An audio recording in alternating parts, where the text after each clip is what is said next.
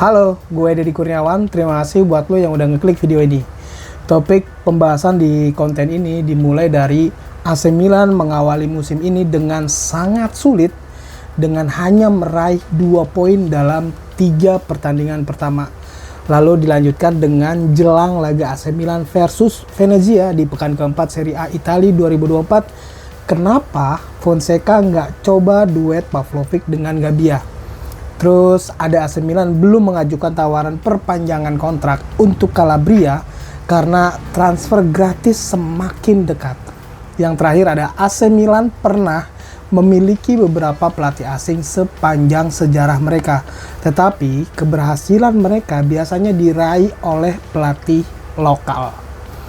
Itu tadi 4 topik yang mau gue bahas. Jadi langsung aja masuk ke pembahasan yang pertama. AC Milan mengawali musim ini dengan sangat sulit dengan hanya meraih 2 poin dalam 3 pertandingan pertamanya. Nah, tim yang sama sekali berbeda ini nanti harus turun ke lapangan di akhir pekan nanti di giornata keempat Liga Italia Serie A 2024-2025. Tetapi akar permasalahannya jauh lebih dalam.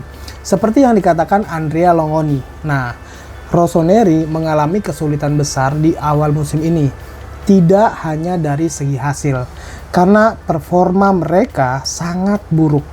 Pertandingan melawan Lazio sedikit lebih baik, tetapi hanya sedikit, karena Biancolesti juga tidak tampil bagus.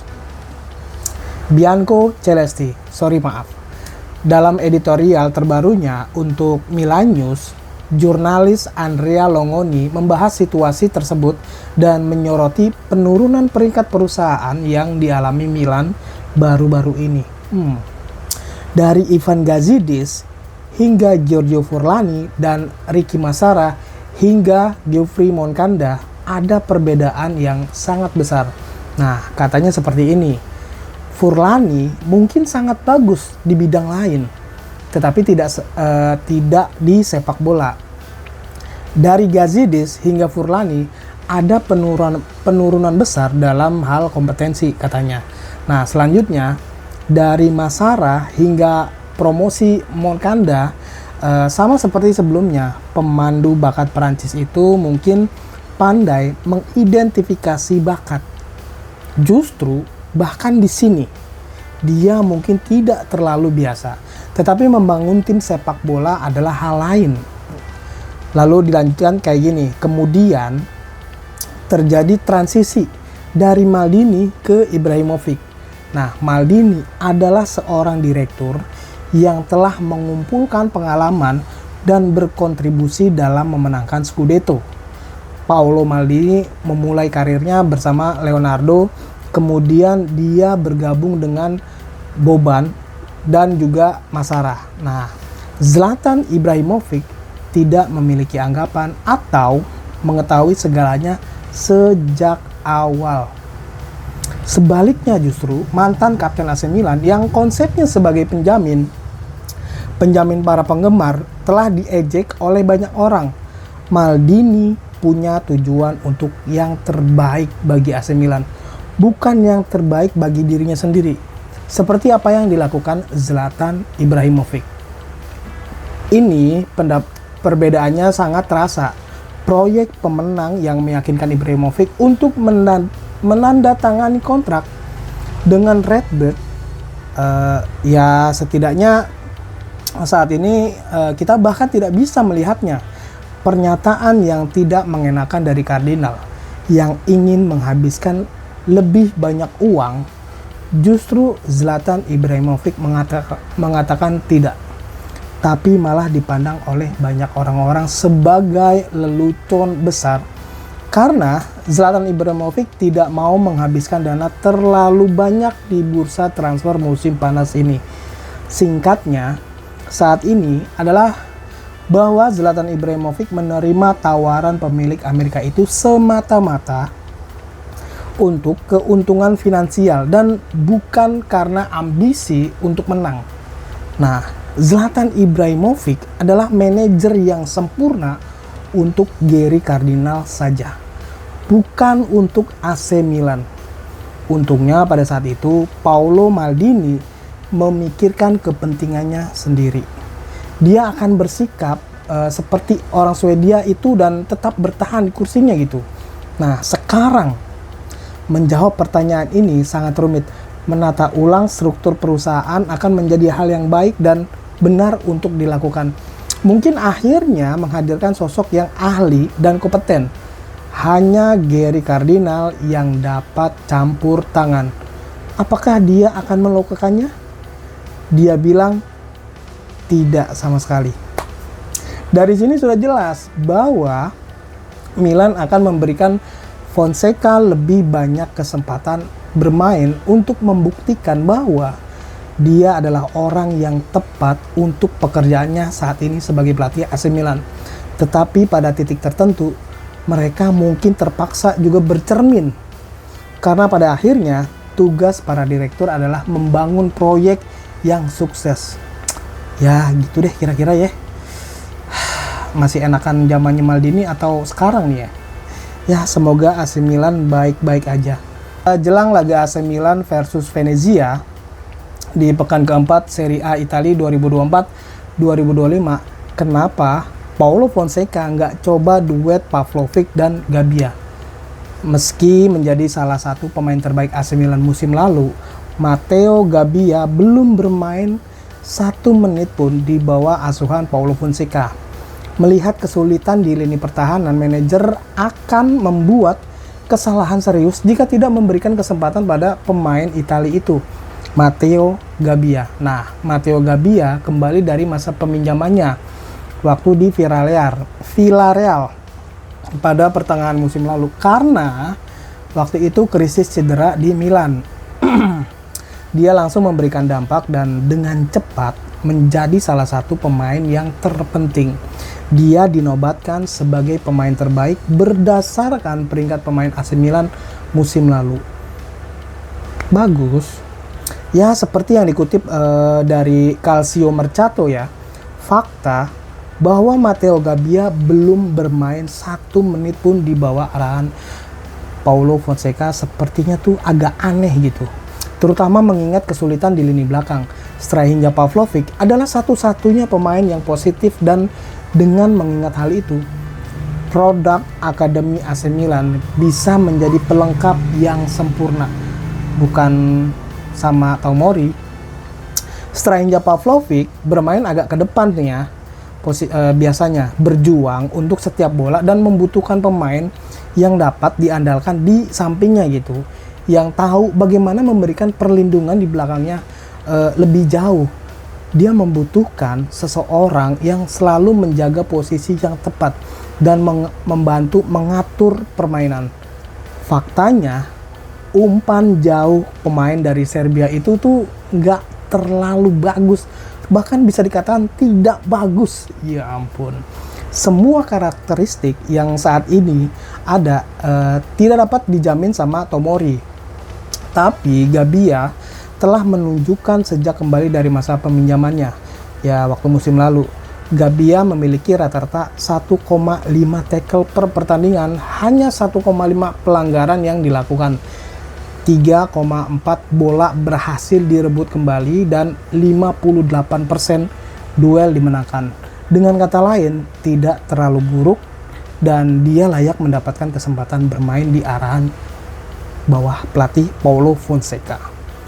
AC Milan belum mengajukan tawaran perpanjang kontrak untuk Calabria karena transfer gratis semakin dekat. Waduh. Kontrak Davide Calabria akan berakhir musim panas mendatang dan transfer gratis bukan hal yang mustahil gitu ya. Menurut sebuah laporan, bahkan tidak ada tawaran yang diajukan. Tetapi AC Milan bahkan tidak melakukan pembicaraan dengan perwakilan bek tersebut. Waduh. Sejak kehilangan pemain kayak Hakan Calhanoglu, terus ada Gianluigi Donnarumma yang secara cuma-cuma, Milan sangat ingin segera memperpanjang kontraknya. Saat ini, pekerjaan sedang dilakukan untuk memperbarui kontrak Maignan dan Theo Hernandez yang akan berakhir pada musim 2026. Dengan kesepakatan hampir tercapai, mungkin kendalanya ada di gaji. Dengan mengingat hal ini, sedikit mengejutkan ya, Davide Calabria yang merupakan kapten tim memiliki kontrak hingga 2025 dan Milan saat ini belum melakukan pembicaraan dengan perwakilannya.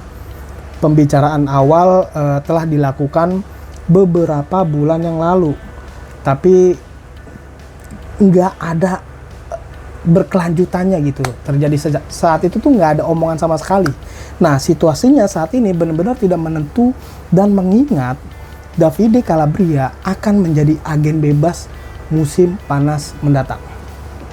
Semacam perang penawaran bisa terjadi gitu ya. Beberapa tim menyatakan minatnya pada musim panas mendatang.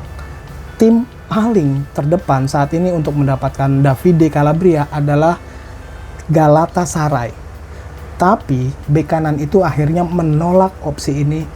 Mungkin meskipun ada tawaran kontrak yang besar gitu ya.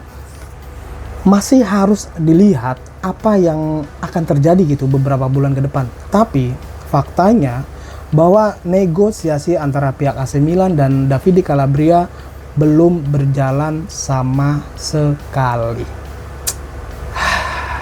Sejarah aneh AC Milan dengan pelatih di luar Italia. Nah, AC Milan pernah memiliki beberapa manajer asing sepanjang sejarah mereka. Tetapi keberhasilan mereka biasanya diraih oleh manajer lokal atau pelatih Italia itu sendiri. Paulo Fonseca akan berusaha mengubah tren tersebut. Tetapi penampilannya justru menunjukkan tren tersebut dapat terus berlanjut. Maksudnya gimana itu ya? Seperti yang ditulis Gazzetta dello Sport, para pemain sepak bola raksasa yang membawa klub ke titik tertingginya murni berasal dari Italia. Namun, ada beberapa kasus menarik dari pelatih luar negeri yang perlu kita ingat. Pertama, dimulai dengan Lord Herbert Kilpin, pendiri AC Milan, pemain, kapten, manajer, pelatih, dan Lord. Klub ini yang sejatinya berasal dari idenya sendiri dengan kesuksesannya yang ia bawa di masa-masa awal ketika AC Milan terbentuk gitu. Tetapi masa-masa berikutnya justru sebaliknya gitu. Lalu ada Henrik Oppenheim, Herbert Burgess, Engelbert Koenig, Joseph Banas, Joseph Viola, dan Giuseppe Viola. Sebelum akhirnya datang pelatih profesional pertama AC Milan, William Garbut. Status sebagai pelatih profesional atau bukan, kisah AC Milan yang berakhir dengan tanpa gelar sama sekali. Setelah sejarah perang saat itu, Lajos Czeisler membawa semangat bagi AC Milan dan membawa piala pertama mereka. Lalu ada Mario Speron menggantikannya dan hanya bertahan selama 1 tahun. Kemudian Bela Gutmann mengambil alih kendali klub. Dan meskipun dia disukai para penggemar atau Milanisti gitu ya, sayangnya dia hanya bertahan selama 19 pertandingan saja. Kemudian ada Hector Puricelli yang ditunjuk sebagai pelatih AC Milan berikutnya. Dan pada saat itu Rossoneri terus-terusan menang. Mari kita beralih ke Nils Lidorf, manajer atau pelatih AC Milan terakhir yang meraih gelar Scudetto dari luar negeri. Dia hanya memenangkan 1 gelar, tetapi dia lebih dari yang dapat dikatakan oleh beberapa rekannya. Dengan kata lain, Nils Lidorf disukai Milanisti, tapi bukan untuk AC Milan itu sendiri. Waduh. Lanjut ke Oscar Tabares yang tidak pernah memenangkan gelar. Dia dikenang sebagai pecundang yang sukses. Lalu ada seorang pria yang dengan budaya sepak bola yang baik, Clarence Seedorf, Leonardo, dan Sinisa Mihailovic juga termasuk dalam golongan ini. Sayangnya, sang maestro tidak dapat membawa hasil apapun, meskipun ia dikagumi oleh orang-orang di sekitar, kecuali Mihailovic. Mungkin ya. Nah, Pada tahun 2001, kasus Fatih Terim yang diingat karena semua alasan yang salah. Ia bertahan hanya selama 10 pertandingan. Lalu digantikan sama Don Carlo Ancelotti. Pertanyaan-pertanyaan sudah diajukan kepada Paulo Fonseca. Dan namanya tuh akan disandingkan dengan nama-nama pendahulunya. Apakah masanya akan dikenang dengan baik atau justru sebaliknya gitu? Ya, itu masih harus dilihat ya. Tetapi dia tuh harus memperbaiki dirinya atau nasibnya akan segera berakhir. Ya udahlah, segitu aja. Terima kasih atas perhatiannya. Gue Deddy Kurniawan pamit. Jaga kesehatan lo.